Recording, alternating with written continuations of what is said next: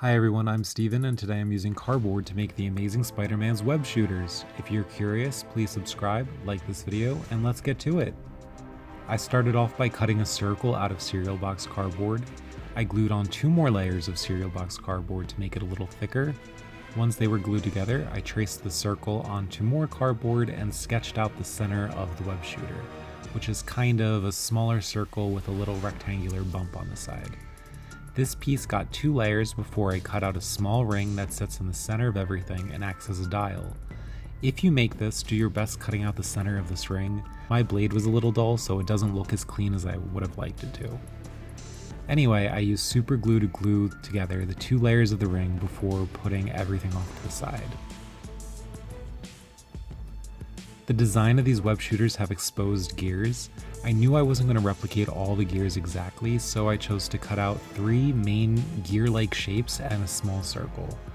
Once they were cut out, I moved on to making the crown and cartridge by using strips of rolled computer paper. I used super glue to hold the rolls together, so the rolls wouldn't unravel. To assemble, I glued the gears onto the big circle first, and then glued the smaller circle with the little rectangular bump on the side onto that before gluing on the rolled paper. One side got 2 rolls, the other side got 1 roll. And then once the glue dried, I trimmed these rolled papers down to size.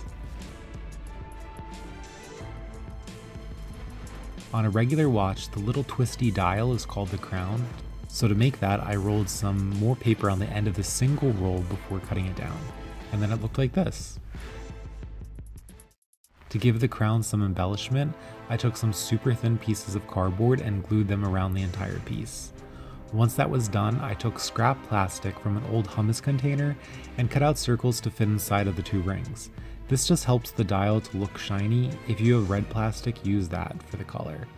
I painted and drew the black and red dial onto the cardboard, but in retrospect, I wish I had done it onto the plastic because it would have helped make the colors a little bit more vibrant.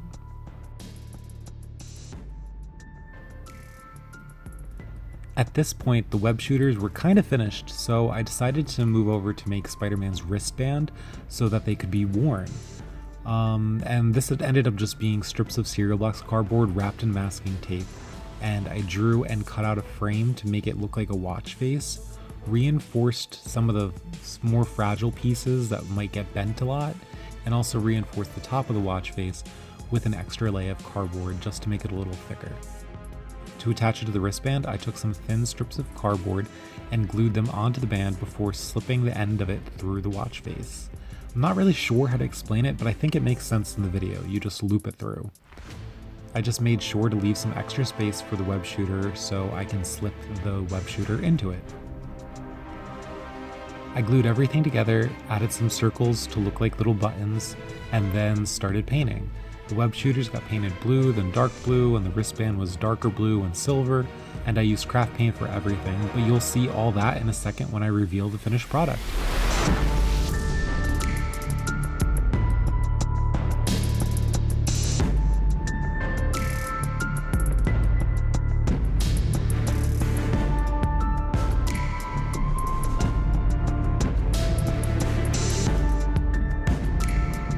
So there you have it, the Amazing Spider-Man web shooters completely made from a cereal box, some tape, and scrap plastic.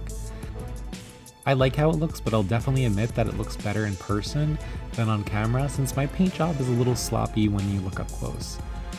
Sorry, but I hope you guys still like it.